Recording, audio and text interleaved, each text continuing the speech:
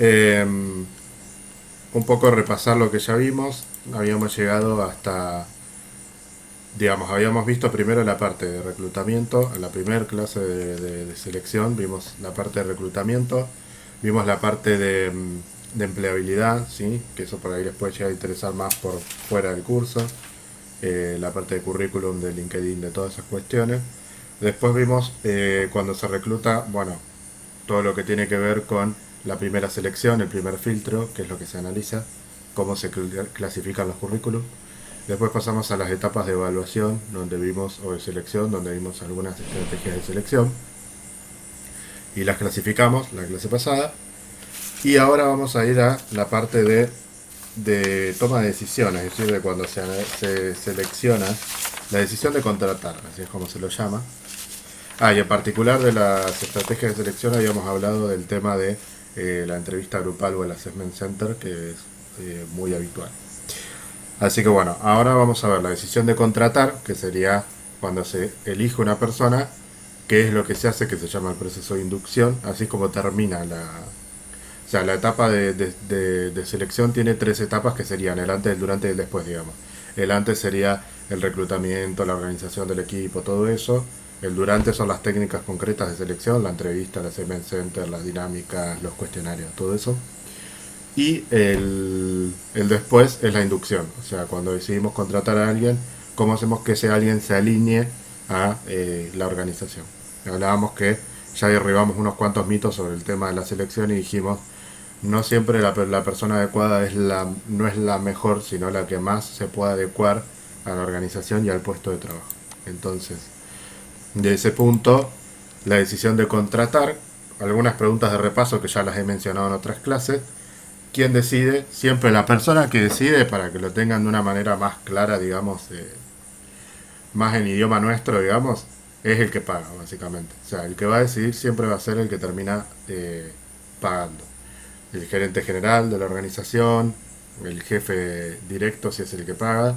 Si es una consultora, no termina seleccionando la consultora, sino el cliente de la consultora, que vendría a ser también el gerente. O sea, siempre va a decidir la persona que va a ser la que después le va a pagar a esa persona. ¿Sí? Eh, bien, eso sería un poco la pregunta, la primera pregunta que dice quién decide. ¿Y cuál es el rol del selector?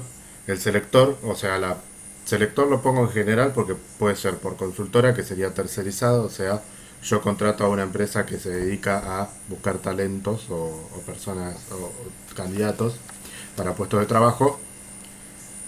Y qué es lo que haría esa persona, ahí serían los selectores, esa empresa. Pero también en empresas grandes que no necesitan o que no contratan una consultora, no que no necesitan porque hay empresas grandes que contratan consultoras igual, digo que tienen por ahí un área de recursos humanos propia. En ese caso, el área de recursos humanos actúa como si fuese la consultora, o sea, hace la misma tarea que la consultora. ¿Cuál es esa tarea? Entregar lo que se llaman los informes de los candidatos, donde va a resumir cada una de las etapas del proceso de selección. O sea, el informe de selección, que no vamos a ver en detalle acá, pero yo después le voy a dejar un ejemplo, eh, hace un detalle de cada una de las etapas. Primero tiene una hoja de presentación del candidato, los datos principales, la información más saliente del currículum. Por lo general, la idea es que el informe sea sintético para que la persona realmente lo lea, el jefe, el gerente, y que le dé una imagen, digamos, de cuál es la persona con la que se va a entrevistar o, digamos, el gerente puede o bien recibir a las personas que se recomienden o bien puede elegir directamente con los informes. Por lo general, recibe a las personas. Pero por ahí la gente de recursos humanos le presenta tres y ya el gerente se llama dos, por ejemplo. O sea, por ahí ya puede haber una preselección con lo que es la parte de recepción de informes. Entonces ese informe tiene, en resumen, no lo vamos a ver porque es como lo más estructurado, pero yo después le dejo un ejemplo en el Classroom. En resumen tiene una presentación, un detalle de los datos personales y laborales, o sea, lo que está en el currículum, y un detalle de cada una de las actividades de evaluación y qué es lo que vieron. Entonces en esas actividades de evaluación van a estar las referencias que se relevaron, que dijeron, quiénes eran, a quién se relevó, qué dijeron, en resumen. Va a estar la parte de Assessment Center si es que hubo, la percepción del entrevistador, El psicotécnico, si es que se hizo algún análisis psicológico, que nosotros medio lo pasamos de largo porque no es nuestro métier, pero hablamos de eso igual. Eh, bueno, un resumen de todo, o sea, como que ahí tiene que justificar, los electores tienen que justificar por qué lo recomiendan, o sea, por qué esa persona es recomendable para el puesto. Bueno, cómo se toma la decisión es más o menos lo que acabo de decir. O la toma en función de los informes o lo llama a los seleccionados, los preseleccionados, y elige quién es el que le parece más adecuado para el puesto. Bueno, eso ya lo hablamos, lo del contenido básico del informe. Y ahora vamos a la parte de inducción. La inducción no es ni más ni menos que un proceso en el cual la persona que va a ingresar a la organización se adapta a su entorno laboral y su entorno laboral se adapta a él. O sea, por eso la flecha va y viene. Eso es como lo más importante de esta filmina, es la flecha que va y viene. No es que yo me adapto solamente a la organización, sino también la organización se adapta a mí. Muchas veces ocurre, por ejemplo, que hay determinados grupos de trabajo, por eso puse una foto donde hay 4 personas para que vean que el entorno laboral tiene que ver con el grupo de trabajo y con los medios de trabajo. O sea, la persona nueva se tiene que adaptar a la oficina o al lugar el espacio donde le den para trabajar. Se tiene que adaptar a las condiciones laborales, se tiene que adaptar al horario y se tiene que adaptar también al grupo de trabajo. Entonces es un proceso bastante arduo y que lleva mucho tiempo. Eh, por lo general, a las organizaciones grandes se les suele llamar inducción a una capacitación que da la organización, que es una capacitación donde se le da la bienvenida, se le explica más o menos de qué se va a tratar, se le hace recorrer las instalaciones, se le cuenta con quién va a trabajar y se le dan las recomendaciones de seguridad e higiene. Por ejemplo, se le dice, no sé, qué es lo qué es lo que tiene que hacer. Incluso a mí en una empresa que entré a trabajar, por ejemplo, me enseñaron a usar ¿cómo se dice? No me sale la palabra, el apagafuego, el matafuego. No era tan complicado. El matafuego y ese tipo de cosas, digamos, te las enseñan ese día para que vos entres a trabajar sabiendo cómo.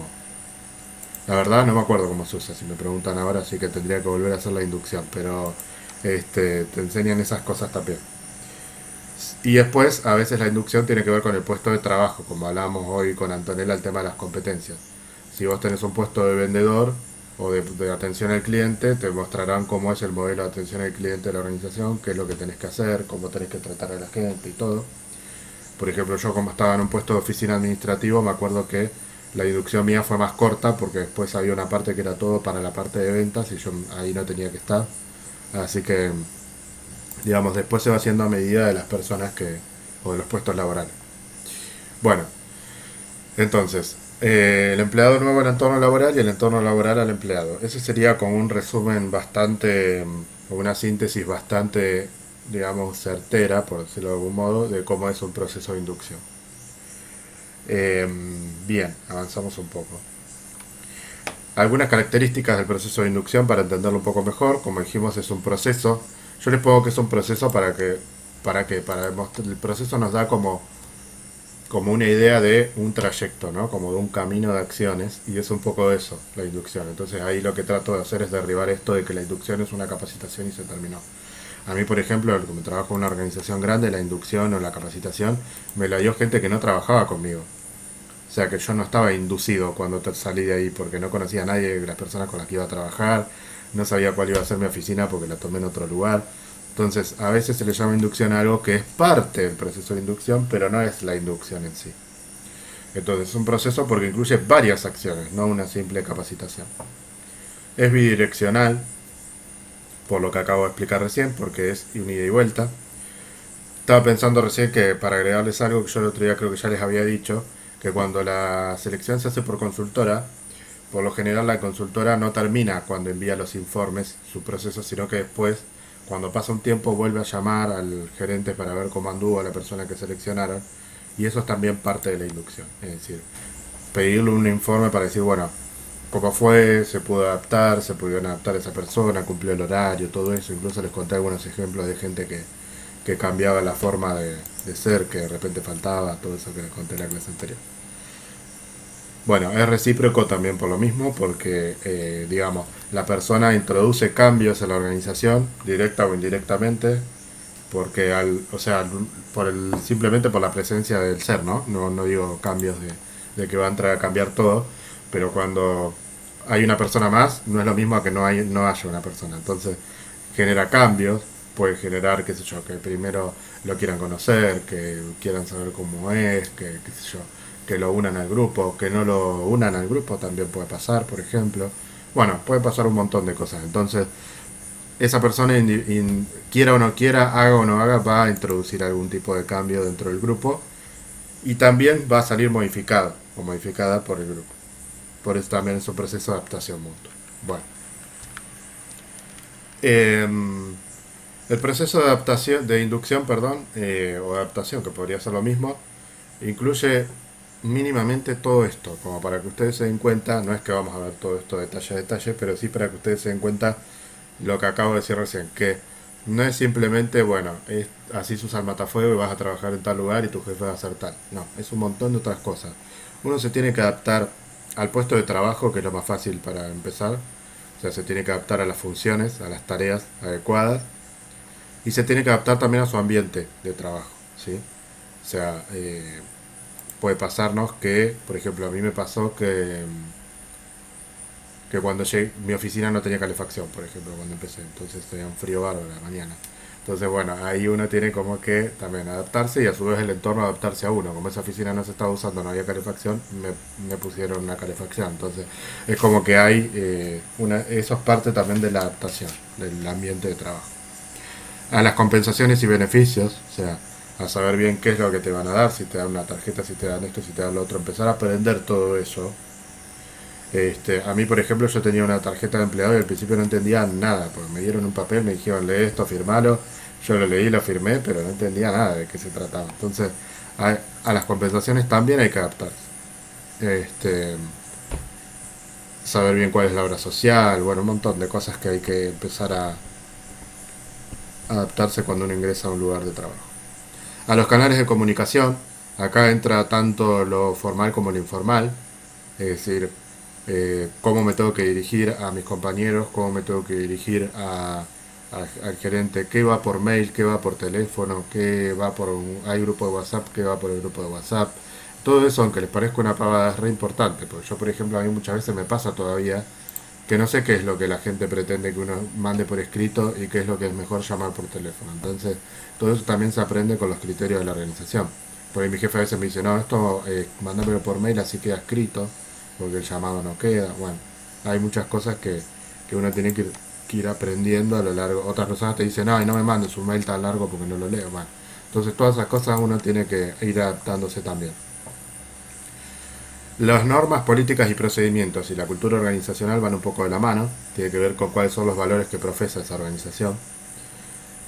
Digamos, qué es lo que se espera de uno, cuál es el reglamento interno. Acá entra también lo que hablábamos el otro día de hay uniforme, no hay uniforme, hay una forma que se espera que uno vaya vestido o no.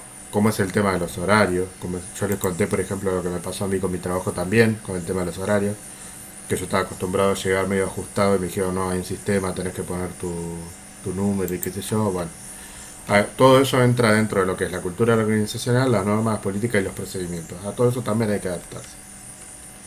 Y la alineación estratégica, que tiene que ver con alinearse a los objetivos organizacionales. Esa es una de las cosas más difíciles, quizás, por eso la dejé para el final.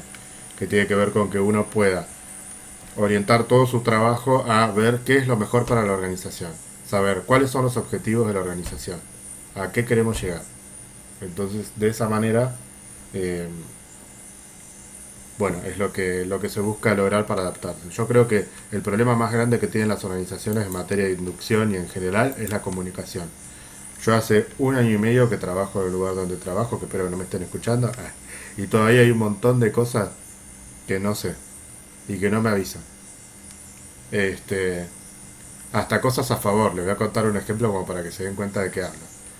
A mí una vez, por ejemplo, yo tenía un beneficio en una tarjeta de empleado y no me avisaron. No lo perdí, pero me enteré como 3 meses después. Yo capaz lo quería usar para mi cumpleaños o para alguna otra fecha. Y dije, ¿cómo puede ser que no me avisen esto? O sea, yo esa tarjeta si no tengo nada no la uso. O sea, la uso solamente para eso. Entonces, si no me avisan. Entonces, bueno, como para que se den una idea, y hace un año y medio que trabajo. No es que se olvidaron porque hace un mes que trabajo ahí. Entonces, Es como que, bueno, los problemas de comunicación son, me olvidé de agregarte a la lista de no sé qué, bueno, hola, soy un empleado más. Bueno, esas cosas pasan un montón de veces, chicos.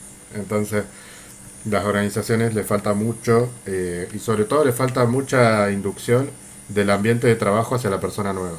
O sea, cuando vos entras a una organización te llenan de información, te llenan de papeles, te llenan de todo, pero por ahí se olvidan de avisar a tus compañeros que vos existís. Entonces, están acostumbrados o no te agregan al grupo de WhatsApp, que puede ser una pavada, pero es parte de integrarte, o no te avisan estas cosas, por ejemplo, o lo que sea, porque se olvidan de que estás ahí. Entonces, eso también falta por ahí que en la organización ayuden, digamos, a que el entorno de trabajo también pueda aceptar a la persona nueva. Bueno,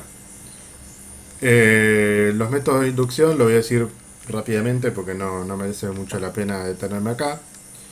Básicamente, uno de los métodos de inducción, ya lo hablamos, es el proceso selectivo, es decir, toda la información que se le adelanta al candidato sobre su puesto de trabajo, sobre a quién va a reportar, cuando se le da el que puede estar después, no, cuando se le da la descripción de puesto, por ejemplo, a partir del contenido del cargo, o sea, cuando uno está dentro de la organización y le dicen, hace esto, te tocaría hacer lo otro, te tocaría hacer aquella función, eso también es parte de la adaptación. Entonces uno digamos, viendo esas cosas. Por ejemplo, a mí me pasó cuando entré que me decían, habría que hacer la facturación, ponele. Bueno, listo, la hago. Y a partir de ahí me di cuenta que a principio de mes, el primero, por ejemplo, hoy a la mañana la hice, el primero de cada mes se hace la facturación. Entonces eso fue algo que yo me adapté en función de que un día me dijeron hay que hacerla porque empezó el mes. O sea, es como que uno tiene que empezar a darse cuenta de algunas cosas. No todo te lo dicen de entrada. Supervisor como tutor, que sería tener una persona que esté o continuamente o de vez en cuando. Si alguien me quiere hablar. Marco, Sí, una duda.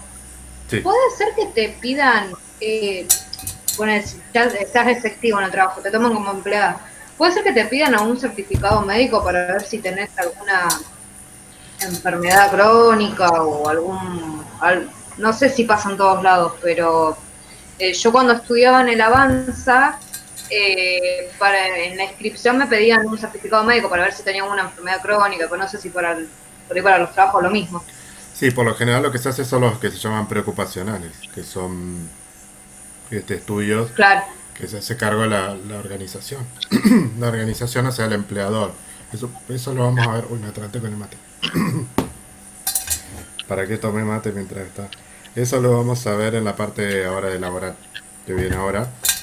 No hoy específicamente, pero lo vamos a ver en esta parte que viene ahora. Eh, pero sí, se hacen lo que llaman los preocupacionales.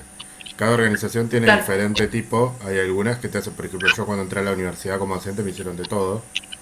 eh, de todo. O sea, no me hicieron muchos estudios, pero te preguntaban de todo. De enfermedades que ni yo conocía. Claro, O sea, si tenías dengue hasta la de la vinchuca y no sé, un montón de cosas que ni sabía. Te hacían una entrevista con un psiquiatra, creo que era.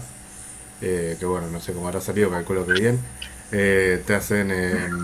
y después físico te preguntan un montón de cosas, pero lo único que me hicieron, bueno, análisis sí, de sangre, orina, eso sí, pero lo único que me hicieron fue claro. el del corazón. No me sé el nombre de ningún estudio. ¿Cómo se llama el que te ponen los cositos? Bueno, de un Cardiograma, electrocardiograma. sí. Electrocardiograma. Eso. Ese me hicieron. Fue el único que me hicieron. Pero después te preguntaban de todo. Bueno, de acuerdo al lugar donde trabajes. Para trabajar donde trabajo ahora, me hicieron algo medio parecido. Análisis y no mucho más. También, sí. Así que bueno. Sí, es medio, digamos, o sea, es mucho de que te preguntan y vos podés mentir y bueno. Este, pero bueno, pasa eso. Sí, se llaman preocupaciones. Está bien, la pregunta. Bueno, supervisor como tutor entonces dijimos que es cuando tenés una persona que puede ser tu jefe o algún compañero con más experiencia también. Eh, yo por ejemplo tuve un poco de esto porque la persona que dejaba el lugar donde yo entré eh, la iban a derivar a otro área, por eso se surgió la vacante y como que hubo 2 semanas más o menos en los que... Uy, se fue Andrea, se le va a haber cortado. Hubo 2 semanas más o menos en las que coincidimos porque justo pasó que esta chica no la derivaban, o sea, como que no la derivaban, que en un momento digo, uy, ¿la van a derivar o no? Porque yo estaba trabajando ahí, estábamos los dos en el mismo lugar. Bueno, y en ese momento ella fue como una especie de inductora, de supervisor, como tutor, porque ella me iba diciendo, bueno, habría que hacer tal cosa, ¿querés ir haciendo la voz? Me decía, así ya va. Bueno, dale, le decía yo.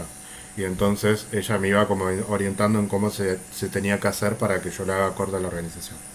Entonces eso ayuda sobre todo a la persona, al jefe, digamos. Ah, y Andrea me avisa que se le cortó internet y que cualquier cosa vuelve. Perfecto.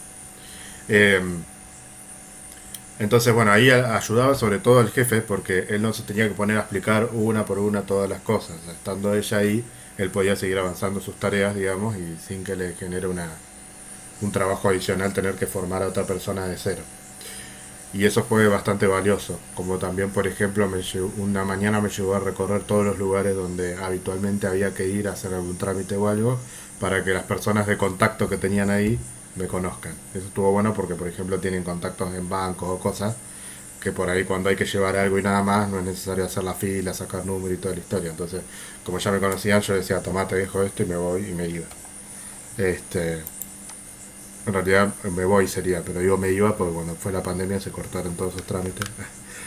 Bueno, el grupo de trabajo, que ya lo dije, lo que hablamos al principio, es parte del método de inducción, compañeros de trabajo que te ayude. Un programa de integración, que por ejemplo sería lo que comenté hoy con la capacitación esta que me dieron a mí, que es un programa que la organización fija para todas las inducciones, o sea, una cuestión más organizacional.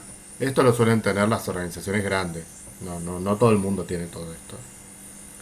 Y otros métodos que, bueno, puede ser a partir de cualquier otra forma de adaptación que uno tenga. Qué sé yo, puede ser que te manden un video, que te manden algo donde se explique cómo es la organización. A mí, por ejemplo, en la capacitación esa nos mostraban un video, que era cómo se había generado la organización, cómo había iniciado, bueno, un montón de cosas para que uno sepa dónde está trabajando, ¿no? Bueno, y por último quedaba la relación con los distintos procesos la relación de la selección con los demás procesos, que como es un proceso bastante amplio me quedó en dos filminas en vez de una como en los otros casos, pero esto se lo dejo para que lo lean después, porque es medio lo que ya venimos hablando en todos los casos. Por ahí lo que les voy a dar es un concepto de los procesos que no vamos a ver, o sea, después les dejaré alguna ficha o algún capítulo de libro que tengo que está bueno para que lo puedan profundizar en la que tenga ganas. Pero vamos a hacer un corte acá para ver la parte de liquidación de sueldos y ir a lo de marketing, como les dije al principio. Entonces no vamos a ver lo que sería la evaluación de desempeño, que básicamente es cotejar la descripción de puesto y los estándares de competencia que se fijaron para un determinado puesto y el desempeño real efectuado por una persona. La evaluación de desempeño puede tomarse para algo bueno o para algo malo, digamos, para decirlo de una manera sencilla. O sea, puede ser siempre se ve como algo negativo, pero no necesariamente. También puede ser para otorgar un premio por desempeño, por ejemplo. Cuando el desempeño puede ser inferior, igual o superior a lo que se espera también. Entonces, muchas veces pasa eso. O también pasa, por ejemplo, cuando hay que reemplazar a una persona. Por ejemplo, en la organización que yo estoy, con el tema de la pandemia, eh, ocurrió que la secretaria del gerente, que es más gerenta que el gerente, porque imagínense, la secretaria siempre es la que más sabe de todo, o el secretario, ¿no? Es el que más sabe de todo, eso sepan los secretarios siempre saben más que los verdaderos gerentes, digamos. Entonces, una secretaria del gerente general que es una mujer muy grande, hace como 40 años que está ahí, sabe todo, entonces por eso, como es de riesgo justamente porque es grande, no está yendo. Y ella tenía tres secretarias de ella, digamos, una organización muy grande. No sé si alguna le dijo donde trabajo, pero una organización muy grande. Este, tres secretarias tiene. Y bueno, entonces ahí, por ejemplo, se hizo como una evaluación de desempeño, porque cuando esta mujer dejó de ir por el tema de la pandemia, dijeron, bueno, a ver quién puede cubrir este lugar, porque es un lugar importantísimo. Y bueno, y había una chica que tenía como mucho manejo de resolver las cosas muy rápido, mucha memoria, mucho todo, y ella es como la que la está un poco cubriendo. Pero bueno, en ese caso fue una evaluación de desempeño positiva, porque ella tuvo una especie de una suerte de ascenso, digamos, y se espera que es la persona que la va a reemplazar cuando esta mujer se jubile, porque es grande. Así que bueno, ese es un ejemplo de evaluación de desempeño positiva. Bueno, lo de seguridad y higiene es más técnico, que tiene que ver con, ya incluso algunos ejemplos les he dado, tiene que ver con saber, tiene que ver más con seguridad laboral, o sea, saber qué es lo que uno tendría que hacer y lo que uno no tendría que hacer para mantener las condiciones, tanto la seguridad propia de los compañeros como también de los recursos. Algo de eso vamos a ver con la parte de laboral cuando veamos, bueno, cuáles son las obligaciones y los derechos que tienen los trabajadores para estar dentro del puesto de trabajo. La parte de capacitaciones, como ya dijimos, tiene que ver con un plan de capacitación que pueda llegar a tener la organización o una capacitación concreta para que pueda llegar a potenciar el rendimiento del trabajador. No es esto de, bueno, tenemos una capacitación gratis, háganla. No, es algo que pueda potenciar las competencias reales. Por eso es tan importante saber cuáles son las competencias. Porque no le voy a dar un curso de Excel a alguien que tiene que trabajar, no sé, de en una pollería y tiene una cuestión, un puesto productivo, digamos, porque no lo va a usar nunca. Ahí le daré una capacitación de otra cosa. Y el desarrollo del plan de carrera tiene que ver con aquella persona, también está vinculado con los ascensos, tiene que ver con aquella persona que se busca, o bien que ascienda en el trabajo, o se busca que, digamos, realice un recorrido profesional dentro de la organización. Entonces lo que se hace es prepararle un plan de carrera, como el color indica, que incluye capacitaciones, incluye un montón de cosas, donde esa persona lo que se busca es que adquiera, por ejemplo, puede ser cuando se busca que alguien adquiera una capacidad de liderazgo dentro de la organización, o sea, que coordina un grupo de trabajadores. Por ejemplo, un vendedor que vende mucho que coordina un grupo de vendedores. Bueno, entonces, ¿qué se hace? Un desarrollo, decir, bueno, qué es lo que necesita saber o qué es lo que tendría que potenciar para poder probarlo como supervisor de vendedores, por ejemplo. Y eso es lo que se suele hacer mucho. Y también lo he hablado y les he contado ejemplos de planes de carrera que han salido mal y todo. Siempre me salen ejemplos malos, no sé por qué. Bueno, hasta ahí la parte de, digamos, no de recursos humanos, porque lo que vamos a ver ahora también estaría dentro de recursos humanos, pero de la parte más blanda, digamos, del módulo de recursos humanos. La parte de laboral, yo creo que les va a gustar, pero no creo que les vaya a gustar mucho lo que vamos a ver hoy, les voy a ser honesto. ¿Por qué? Porque nosotros no podemos ver el recibo de sueldo si todavía no saben, digamos, de qué se compone un recibo de sueldo o para qué se usa el recibo de sueldo. Pero es un tema muy interesante por dos motivos. Primero, como les dije al principio con lo de la selección. Primero porque es una actividad muy puntual y muy particular de un administrativo, que por ahí ustedes capaz no la llaman para liquidar sueldos, pero después lo terminan haciendo igual. O sea, eso es algo que se hace habitualmente. O colaborar en la liquidación de sueldos, entonces siempre es mejor saber de qué se trata. Pero también por el otro lado es interesante para que uno pueda saber si el sueldo propio se lo están liquidando bien cuando trabaja. Muchas veces mucha gente pregunta, ¿esto me lo estarán liquidando bien? No sé qué, a mí me mandan a veces y digo, mira, podés saber más vos que yo, porque vos conocés un poco de qué se trata, sabés qué convenio colectivo de trabajo tenés, etcétera. Entonces también sirve para el lado, digamos, como funciones de trabajadores para hacerlo para otros, trabajadoras, y también para, digamos, como herramienta propia. Y cambié un poco el color de la filmina porque ya me estaba reaburriendo, le metí un marrón con azul como para cambiar un poco porque si no es como que siempre estamos con lo mismo. Bueno, así que bueno, en esta parte 2 de recursos humanos vamos a ver hoy la parte de contrato de trabajo. Eh, bien, rápidamente, o sea, algunas cosas por ahí son medio aburridas, pero la voy a tratar de pasar lo más rápido posible, pero es importante que lo tengan, ¿sí? Obviamente en estas cosas, lo que no manejen, si yo lo paso muy rápido, pregúntenlo, no se queden con las dudas, ¿sí?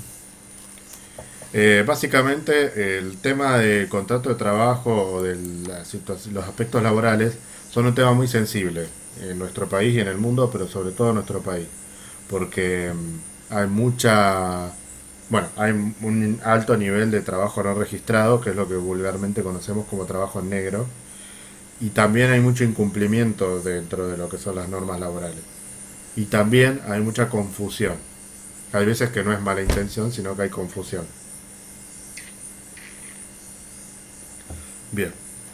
Entonces, una de los... Yo, Sí, por respecto a eso, tengo una para contar que dale. mi mamá hace unos meses estuvo haciendo los trámites para jubilarse. Sí, Todavía estaba trabajando y fue con una gestora para que le haga todo el trámite y resulta que en uno de los lugares que había trabajado, trabajó 2 años y le aportaron nada más 2 meses.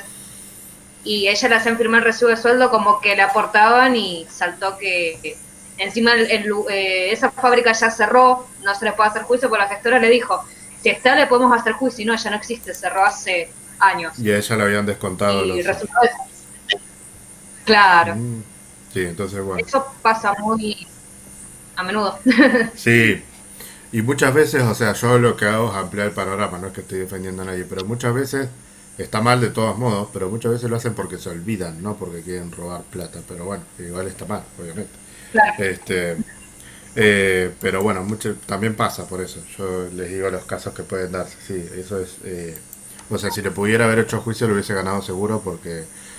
Bueno, algo que ya les voy Sí, adelantando del tema laboral, que es importante, es que las normas siempre tienden a estar a favor. Las normas, después no me digan que no se cumple, bueno, eso es otro tema, pero siempre las normas están a favor del trabajador, en lo posible. Esa es la idea. O sea, siempre se trata de evitar que haya abusos, que haya, digamos, eh, aprovechamiento por parte de los empleadores.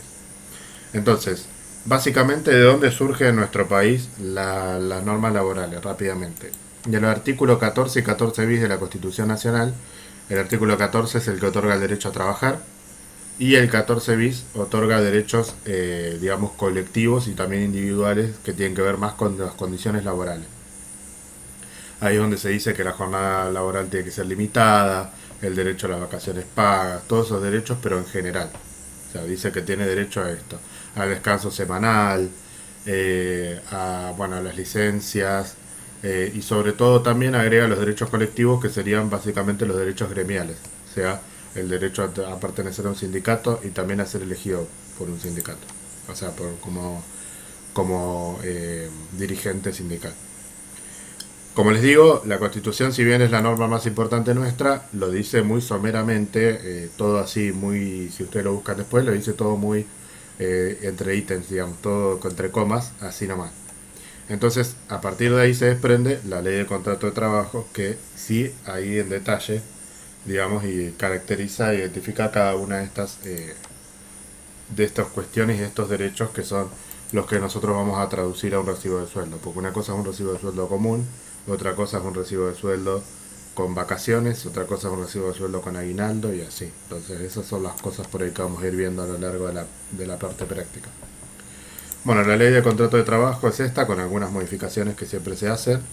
Eh, la 2744 es una ley que es bastante extensa, pero básicamente se dedica solamente al contrato de trabajo. Después al mismo tiempo va a haber convenios colectivos de trabajo de cada actividad, que van a tener la particularidad de que van a fijar condiciones laborales. O sea, los convenios colectivos de trabajo, esto para que lo tengan, son acuerdos que se establecen entre representantes de los trabajadores, pongan CCT si quieren, o convenio colectivo de trabajo, lo vamos a hablar mucho de esto, así que son acuerdos que se establecen entre representantes de los trabajadores, que quienes pueden ser los representantes de los trabajadores.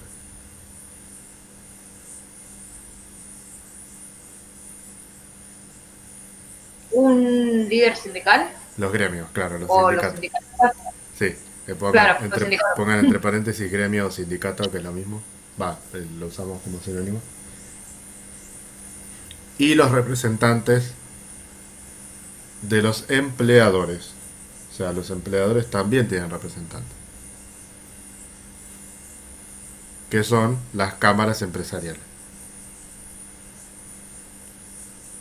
Decimos cámaras empresariales porque es en general, ¿no? Estará la Cámara de Comercio, la Cámara de Agropecuaria, la Cámara... y así. Bueno, entonces, ¿cuál es la diferencia fundamental? La diferencia es que, digamos, y esta aclaración que voy a hacer es importante porque siempre hay como una confusión entre, bueno, ¿y para qué está la ley? ¿Y para qué está el convenio? ¿Y para qué? La ley da las condiciones generales, o sea, la ley no habla de para los contratos de comercio esto, para los contratos de agropecuario esto, no. La ley da condiciones generales, muy detallados, sí, porque habla de las vacaciones, habla de todo, pero generales. Y los convenios colectivos de trabajo son por actividad. Entonces, ¿qué pasa? Muchas veces ocurre que la ley de contrato de trabajo dice una cosa, por ejemplo, con respecto a la antigüedad, por ejemplo. Dice algo sobre la antigüedad, Y los convenios colectivos de trabajo dicen otra cosa. Entonces uno dice, bueno, ¿cuál de los dos hay que... O sea, ¿cuál es más importante de los dos? Bueno, la propia ley de contrato de trabajo dice que siempre que el convenio colectivo, yo se los digo y después si quieren se los dicto de alguna manera, pero esta aclaración la tienen que tener a algún lado porque es tipo una regla de oro, como hacíamos en contabilidad. Siempre que el convenio colectivo beneficia al trabajador, se va a aplicar lo que dice el convenio. Empiecen a ponerse ST, porque si no, si ponen convenio colectivo todas las veces, se va. Este, siempre que sean, lo llama en realidad condiciones más favorables, pero es lo mismo, ¿no? Pero se lo digo como lo llama para que lo tengan en cuenta. Le llama condiciones más favorables. Siempre que las condiciones sean más favorables, va a hacer lo que es el convenio. Que por lo general ocurre. O sea, si el convenio se hace justamente es para tratar de fijar alguna condición mejor. Que ahora les voy a dar algunos ejemplos. Ahora, si las condiciones no son mejores, se aplica la ley. ¿Mm? Entonces digamos que el convenio termina teniendo como una jerarquía prácticamente igual que la de la ley. Condiciones más favorables son, por ejemplo, en el convenio de comercio hay muchos adicionales, ¿sí? Que no están en la ley. Por ejemplo, los adicionales por cajero o los adicionales por venta.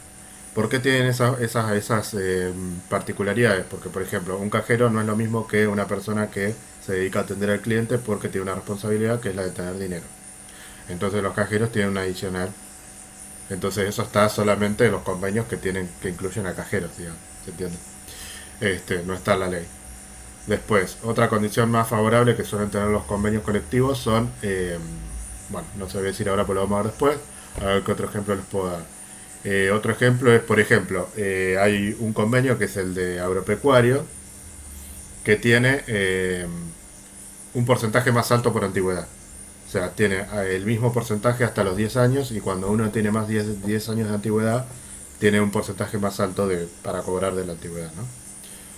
Bueno, y después hay leyes especiales. Hay ciertos rubros laborales que son críticos, digamos. Quiero decir, hay ciertos rubros que son mucho menos registrados, que tienen condiciones laborales mucho peores, que son mucho más difíciles de controlar que otros. Entonces, ¿qué hacen? Tienen una ley especial, que quiere decir que tiene como más jerarquía que el convenio colectivo de trabajo. Dichos rubros son el servicio doméstico, siempre está primero de todos, porque lamentablemente uno puede tener una persona dentro de la casa y nadie saberlo. El servicio doméstico siempre está arriba de todo. El trabajo agropecuario también, porque también es muy fácil de no registrar a una persona. ¿Quién va a ir campo por campo a ver cuántas personas están trabajando y que no sean familiares y que y todo? Eh, bueno, y me parece, sí, que también, bueno, eso déjenmelo chequear, pero me parece que la construcción también. Yo sé que son tres, pero me está faltando uno. No sé si es la construcción o alguno similar. Después lo busco. Pero seguro que el servicio doméstico y el trabajo agropecuario, seguro. Bueno, y después dice que cuando ninguna de todas estas cosas sirva para resolver alguna situación, se utilizarán los principios del derecho civil. No vamos a entrar en este detalle tan importante, pero por ejemplo los principios del derecho civil tienen que ver con los derechos de libertad, de dignidad, todo ese tipo de cuestiones, ¿sí? Como más, digamos, más básico todavía. O sea, siempre estamos hablando de derechos particulares. Bueno, las características del contrato de trabajo son estas. Todo esto que ustedes dicen, ¿para qué nos da esta clase? Es para entender bien de cómo funciona la ley para después poder interpretarla mejor cuando tengamos que ver un caso práctico, por ejemplo, y donde ustedes tengan que interpretar qué es lo que se va a liquidar con ese sueldo, por ejemplo. El contrato de trabajo es bilateral, que quiere decir que incluye por lo menos a dos partes, que serían, como viene ahí abajo, el empleador y el empleado. La flecha doble también está porque todo, digamos, todo lo que tiene uno lo tiene el otro en esta relación. Los derechos los tienen los dos, las obligaciones los tienen los dos, todo lo van a tener los dos, las dos partes, el empleador y el empleado. Es oneroso. Cuando uno habla de la palabra oneroso, acá voy a sacar otro mito también. Sí, lo oneroso nos lleva al dinero, ¿no? Siempre. Es como que cuando algo es oneroso es como que es dinero. Bueno, no es que no sea correcto, pero no es exactamente así. Cuando algo es oneroso, quiere decir que requiere una contraprestación. que no necesariamente es dineraria. Es decir, oneroso es lo contrario a gratuito. Es lo contrario a gratuito. Gratuita es una donación, por ejemplo, que uno hace, le da una plata a alguien y no espera nada a cambio. Si es desinteresada, por supuesto, no espera nada a cambio. Ahora, eh, cuando algo es oneroso puede ser que yo espere algo, digamos que no sea dinero, pero una retribución por lo que estoy haciendo. Eso sería oneroso. En este caso, digamos, es oneroso para las dos partes. El empleado va a esperar una retribución económica y también puede recibir otras cosas por el contrato. Y el empleador también es oneroso porque no está haciendo una donación, está pagando por un servicio. O sea que también recibe algo como contraprestación de ese dinero que va a pagar. Es conmutativo. ¿Qué quiere decir que sea conmutativo? Quiere decir que establece obligaciones. El contrato establece obligaciones equivalentes para ambas partes. O sea, los dos tienen obligaciones. Tampoco es que solo el empleador las tiene. También la ley establece obligaciones para el empleado. ¿Sí? Bueno, es consensual. ¿Qué quiere decir consensual? Quiere decir que se perfecciona con el solo acuerdo de partes. Es decir, no se requiere ninguna otra formalidad ni cuestión particular. Con que estén de acuerdo, eh, bueno, obviamente tiene que ser escrito, ¿no? Porque antes se admitía que sea de palabra, ahora no.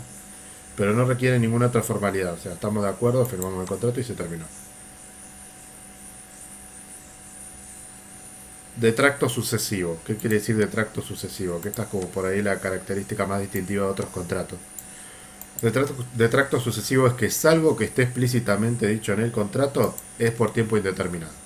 Es decir, la mayoría de los contratos tienen un plazo determinado. Incluso los contratos de sociedades, por ejemplo, que uno abre una empresa pensando que no la va a cerrar nunca en la vida, tienen un plazo determinado. Después lo puede prorrogar, pero tienen un plazo determinado. El contrato de trabajo no. Y acá les voy a dar otra regla de oro. Este, que tiene que ver con que siempre la ley va a tratar, y digo a tratar porque no va a obligar a nadie, pero siempre las condiciones de la ley lo van a ver, va a tratar de que el contrato de trabajo sea indeterminado, es decir, que haya estabilidad laboral, porque hay tipos de contratos de plazo fijo, pero siempre la ley va a tender a que los contratos de trabajo sean por plazo indeterminado y también siempre va a tender a que sean por jornada completa. Ojo, no estoy diciendo que va a obligar, ¿eh?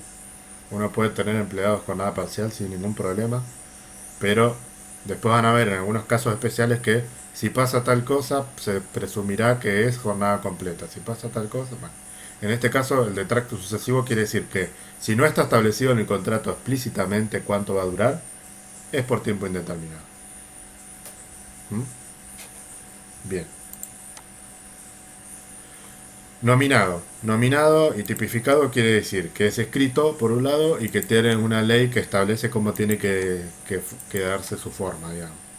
Y después que sea personal e indelegable, aunque parece una obviedad, es importante saberlo porque el contrato de trabajo, a diferencia de otros contratos, no permite el reemplazo. Es decir, uno tiene que cumplir en forma personal lo que se le confiere. No puede mandar a otra persona porque está enferma, por ejemplo. Se contrata a la persona. Bien. Después la ley en los primeros artículos establece un concepto de trabajo que lo que más me importa, fíjense que yo lo resumí al máximo, no es que le traigo todos los artículos, porque el concepto de trabajo queda medio largo, pero yo lo que le digo es las dos características más importantes. La ley establece que el concepto de trabajo a los efectos de la ley son una actividad que se ejerce en función de otra persona y que es remunerada. Eso es lo primero. O sea, el trabajo no se va a presumir nunca gratuito, siempre remunerado. Y por el otro lado, siempre en relación de dependencia. La ley habla del trabajo en relación de dependencia.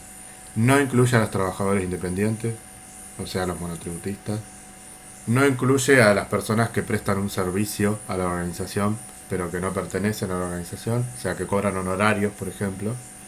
Como puede ser, no sé, un contador que trabaja afuera y le hace o un abogado que trabaja para la organización pero no es empleado.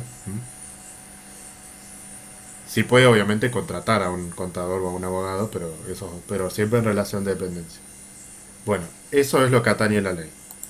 si uno trabaja por honorarios, no está incluido en en todas las cosas que tiene los derechos y las obligaciones que tiene la ley. Tendrá un contrato particular. Bien, eso como para empezar a ver cuál es el alcance de lo que estamos hablando. Bien, a ver,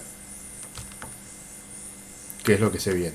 Bueno, lo del tema de los tipos de contratos que hay lo vamos a ver la clase que viene porque nos va a llevar un tiempo, aunque lo voy a resumir al máximo. Sí es importante porque los ejercicios prácticos van a tener por ahí, no todos los sueldos que vamos a liquidar van a ser a tiempo indeterminado, porque ustedes tienen que saber cuáles son las diferencias de liquidar un sueldo a tiempo parcial, que no es solamente proporcionar el sueldo a la cantidad de horas que se trabaja, tiene otras condiciones también. Un tipo de contrato eventual, les digo así un concepto muy rápido ahora y vamos a ver, no es que ya termino, vamos a ver esto que es más corto, lo de las obligaciones del empleador y del trabajador, pero les voy a dar como un concepto para que sepan de qué se trata de las modalidades contractuales. Para que vean que hay un montón de formas de contratar el trabajo. La más común es el contrato a tiempo indeterminado continuo, ¿sí? Que sería te contrato ahora y se termina cuando alguno renuncia, cuando te morís o cuando te echamos, digamos. Ya vamos a ver cómo se extingue el contrato de trabajo, que se extingue de muchas maneras, pero las más comunes del contrato a tiempo indeterminado son esas tres. Porque incluso cuando se muere el que te contrató, si la empresa sigue, puede seguir trabajando. Bueno, el contrato a tiempo determinado, que quiere decir que tiene un corte, puede ser por plazo fijo o por obra. O sea, puede ser por un tiempo que te contraten o por un trabajo particular que dicen, bueno, cuando se termine esta obra, se termina el trabajo, por ejemplo. O eventual, que tiene que ver con una tarea en particular. O sea, te contrato, por ejemplo, porque necesito un refuerzo por algún tipo de actividad que hay que llevar adelante. Entonces uno sabe de entrada, si se sabe de entrada está bien, si no, no. Eh, Uno sabe de entrada que el trabajo no es por tiempo indeterminado, sino que es hasta que se logre esa actividad que se está buscando. Eso se usa mucho para tareas particulares y también para suplencias, porque uno no va a hacer un contrato por tiempo indeterminado a otra persona si tienen que cubrir, por ejemplo, no sé, una licencia por maternidad. Son 3 meses. O 6 o los que sea. Después hay contratos particulares como son el contrato por temporada, que vamos a ver algunas cosas del contrato por temporada que les sorprenderán. Este, el contrato de aprendizaje, que no es no tiene mucha prensa, digamos, pero también existe. Y las pasantías, que son distintas a los contratos de aprendizaje. Bueno, con eso vamos a arrancar la clase que viene. Pero para continuar un poco más hoy, les voy a mostrar primero cuáles son las obligaciones de las partes, es decir, concretamente qué es lo que dice la ley que tienen que cumplir cada uno. Eh, Algunos son más que obligaciones, parecen derechos, digamos, pero lo importante es que es lo que tienen o pueden cumplir las partes dentro del contrato de trabajo. El empleador tiene tres facultades primero, o sea, las facultades serían como pseudo derechos, podría decirse. Una es de organizar el trabajo. Organizar el trabajo, un poco lo que estuvimos viendo hoy cuando vimos la parte de inducción. Decir, bueno, a vos te va a tocar trabajar acá, estos van a ser tus medios de trabajo, este va a ser el grupo con el que vas a trabajar. Tiene esa facultad. No es que nosotros podemos entrar y decir, ah, no, yo con este no quiero trabajar porque, no sé. O sea, esa facultad la tiene y uno tiene que entrar y aceptarlo. La facultad de dirección, por supuesto, siempre con límites, ¿no? Pero facultad de dirección o de instrucción también se dice, decir, bueno, estas van a ser tus tareas, se hacen de esta manera, eso. Obviamente la ley le pone límite a todo porque siempre trata de que no existan abusos laborales, pero la facultad inicialmente la tiene. Modificación de modalidades. Esto quiere decir que siempre y cuando sea en mutuo acuerdo o sea en favor del trabajador, el empleador va a poder modificar la modalidad del contrato. Esto quiere decir, por ejemplo, que si estás a tiempo parcial te pueda pasar a tiempo completo, o que si estás a tiempo determinado te pueda decir, bueno, te vamos a contratar fijo, lo que se conoce como fijo, ¿no? Que por ahí te tienen un tiempo, después te ponen fijo. Bueno, siempre y cuando sea en términos, digamos, o en mutuo acuerdo o en términos, digamos, que mejoren tu condición laboral dentro de la organización, lo puedes hacer. Yo, por ejemplo, tuve un caso de una compañera de trabajo, en otro trabajo que tuve, que de común acuerdo decidieron bajarse la cantidad de horas, cosa que es muy poco habitual y que la jefa, digamos, se tuvo que cubrir un poco porque la ley pone el ojo ahí. Que vos tengas una persona de jornada completa y de repente la tengas a media jornada, no está muy bien visto. Es como que la estás precarizando, digamos, laboralmente. Pero en este caso, la chica tenía un bebé, bueno, había una serie de circunstancias y tenía otro trabajo también, entonces como que de común acuerdo decidieron de pasar de 8 horas a 4. Y bueno, eso se hizo, que no es una mejora de condiciones laborales, sino que es más una precarización porque te bajan las horas y por ende el sueldo. O sea, te bajan la ocupación.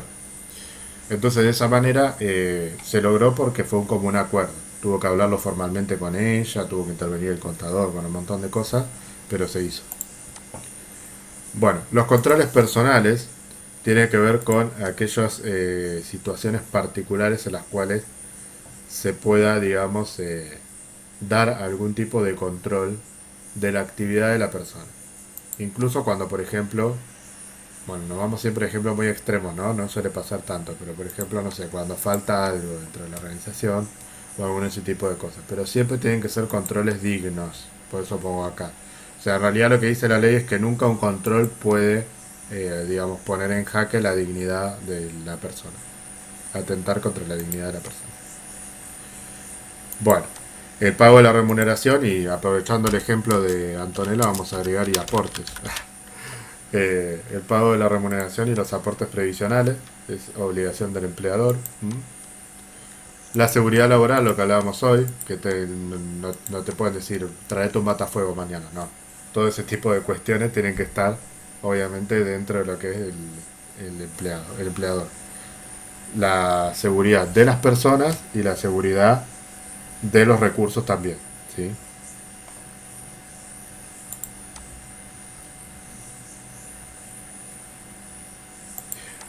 Por ahí nosotros siempre lo enfocamos a la parte de oficina, pero hay otros rubros que requieren un montón de cosas de seguridad laboral, como por ejemplo eh, las construcciones, volviendo al tema, tienen un montón de cuestiones de seguridad laboral. Muchas veces ha pasado, qué sé yo, de operarios que se caen de obras, un montón de cosas que uno ahí tiene que ver. Bueno, es decir, lo primero que se ve siempre es se cumplían los requisitos de seguridad. Bueno, de ahí hay que ver si se cumplían o no. Eh, También pasa mucho con los trabajos que son de noche, que por ahí los trabajadores tienen que estar bien cubiertos, tienen que tener determinadas, digamos, garantías como para saber que su integridad no va a estar comprometida. Por ejemplo, miren, un ejemplo así que se me ocurrió saliendo un poco de lo habitual. Por ejemplo, pasa mucho con las personas que atienden las barras en los boliches o ese tipo de cosas, que a veces tienen algún botón o algún tipo de contacto con el seguridad por si tienen algún problema con alguien que les está pidiendo algo. Si se pone violento o si hay algún problema.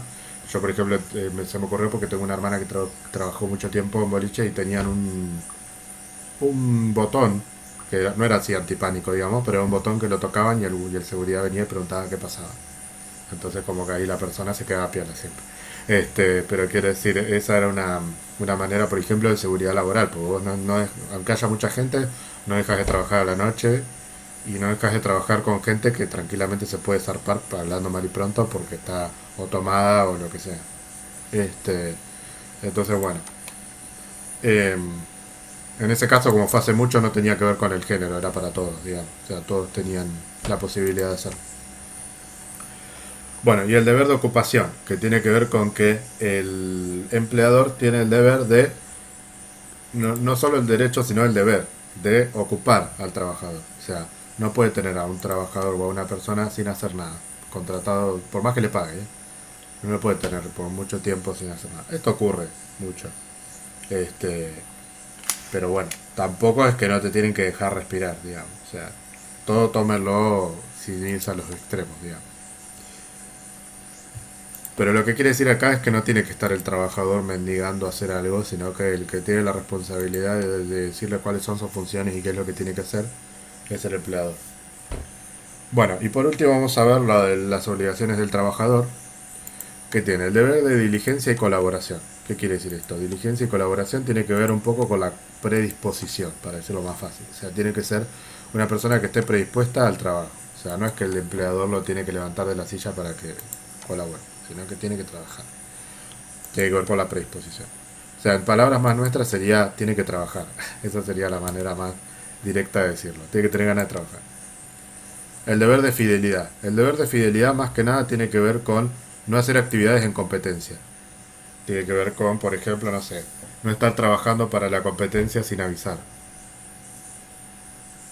O no estar contando cosas privadas de la organización a otros que no se deban contar, por ejemplo.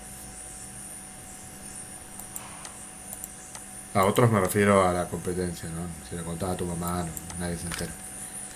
Eh, Cumplir las órdenes e instrucciones, siempre volvemos a hablar lo mismo, en un contexto, digamos, coherente y normal, ¿no? Pero también la ley trata de evitar que uno cuestione todo, digamos, porque por ahí te dicen, no, tenés que hacer, ¿pero por qué? ¿Pero por qué? Bueno. La responsabilidad por daños. ¿Qué quiere decir la responsabilidad por daños? La responsabilidad por daños tiene que ver con cuando el daño es intencional, ¿sí? No es que si se te rompe algo lo tenés que pagar. O sea, eso se acuerda por lo general. Yo, por ejemplo, tengo un tema con los sellos donde trabajo y si lo pongo muy despacito no marca y si lo pongo muy fuerte se me rompe. Ya se me rompieron como tres. Fueron sin querer. O sea, lo llevé a, como es una organización grande que tiene miles de sellos, lo llevo ahí a un lugar y me lo arreglan, digamos. Pero yo no lo pago al sello, porque sin querer, o sea, no pasa nada.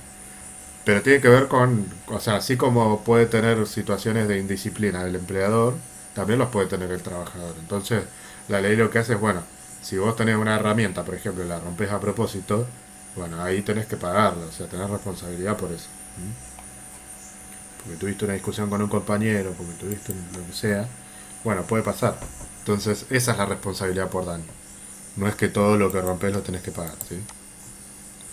Y el auxilio o ayuda extraordinaria, que este sí es un artículo recontra extremista, tiene que ver con que puede haber, pero escuchen bien esto, porque después le voy a decir a qué se refiere bien, concretamente. Lo que dice la ley primero es que puede haber cierta flexibilización, digamos, en cuanto a las condiciones laborales, en cuanto a horarios y todo, cuando haya una situación de auxilio o ayuda extraordinaria. ¿Qué quiere decir esto? Esto no quiere decir que si quiere el empleador me puede decir, no, hoy estamos en una situación de auxilio, vení 2 horas más. No. Lo que quiere decir es que si se está prendiendo fuego el local o si se está muriendo mi jefe, yo no puedo decir, ay, justo en mi horario de salida, chao. No. O sea, uno tiene una responsabilidad de decir, claro, aunque cause gracia es eso. Uno tiene una responsabilidad de decir, una cuestión humana, digamos, de decir, bueno, te quedas para ayudar, digamos, a eso se refiere con urgencia o auxilio, ¿sí? Cuestiones en las que se ponga en riesgo la integridad de algún trabajo, de algún compañero, de algún jefe, de alguna persona o de los medios de producción. Si hubo una inundación, bueno, pueden ser un montón de cosas que puedan llegar a ocurrir. A mí una vez me pasó, por ejemplo, con un corte de luz. Se había cortado la luz, no teníamos luz, qué sé yo, y bueno, y ahí hubo que quedarse un poco más, hubo que hacer una tarea que no estaba habitualmente en mi itinerario, que era ir a Edes a preguntar por qué nos habían cortado la luz. Entonces ahí como que se transforma un poco todo, ¿no? Bueno, y eso tiene que ver con sostener un poco los medios de producción, porque si no había internet, no había luz, no trabajaba nadie en ese lugar. Entonces, bueno, fue un poco eso. A eso se refiere, por eso les digo que siempre hay que tomar con pinzas lo que dice la ley, porque no es que cualquier cosa se puede tomar como auxilio, no, son situaciones particulares y especiales. Y aparte que se dan una vez, no se te va a incendiar todos los días la organización, tenés que tener mucha mala suerte para que te pases. Bueno, entonces, ¿qué nos va a quedar para la próxima clase? Ver las modalidades contractuales para que tengan una idea más o menos de qué se trata, que no vamos a ver más o menos lo que hoy dije, pero un poquito más explayado, para que vean cómo es el tratamiento de cada una de esas modalidades. Y ya nos vamos a meter en las remuneraciones. Cuando entremos a las remuneraciones ya vamos a empezar a hablar del recibo de sueldo, vamos a empezar a hablar de números. Vamos a empezar a ver primero de qué hablamos cuando hablamos de remuneraciones, que no es solamente lo que se cobra. Y sí también es lo que se cobra para ver qué es lo que se cobra, justamente. O sea, acá van a salir con un detalle de eso, no es que, bueno, el sueldo. No, bueno, ¿qué es el sueldo? Vamos a ver qué es el sueldo. Entonces vamos a empezar a ver cuáles son las características que tiene, cuáles son los límites, tanto inferiores, Bueno, no, superiores no hay, inferiores. Vamos a empezar a hablar un poco más de los convenios. Vamos a empezar a ver los distintos tipos de sueldos que hay. Cuando hay aguinaldo, cuando no hay aguinaldo, cuando hay vacaciones, cuando hay esto, cuando hay un embargo, por ejemplo, ¿qué pasa? ¿Qué es un embargo? Bueno, un montón de situaciones que se pueden dar en los sueldos. Por eso es que le vamos a dedicar una serie de clases a esto, que todavía no tengo estipuladas cuántas son, pero tampoco tantas, pero van a ser por lo menos 4 o 5 seguro. Porque un recibo de sueldo así nomás yo se los puedo presentar en una clase o dos. Pero después hay que ver que se dan un montón de situaciones a lo largo de que uno tiene que... Después el tema de los aportes es otro temón. Como, ¿qué son los aportes concretamente? ¿Qué, ¿Cómo se sacan? ¿Cómo se detraen del sueldo? Bueno, todo eso son cosas que hay que ir viéndolas con detalle. Pero en menos de una clase, porque hoy dedicamos la mitad de la clase a esto, ya vimos bastante. Así que no se desanimen ni se aburran con esto porque cuando menos se lo esperen, terminamos. Pero sí es importante que lo tengan en cuenta porque vamos a hacer ejercicios prácticos, etcétera. Así que bueno, supuestamente el Google Meet empezaba a cortar a partir de una hora, pero no se cortó por ahora. Así que re bien. Este, porque ahora supuestamente el Google Meet va a ser en pago como es el Zoom también. Entonces se va a cortar a la hora, pero hasta ahora no se me cortó. Así que buenísimo. Bueno, chicas,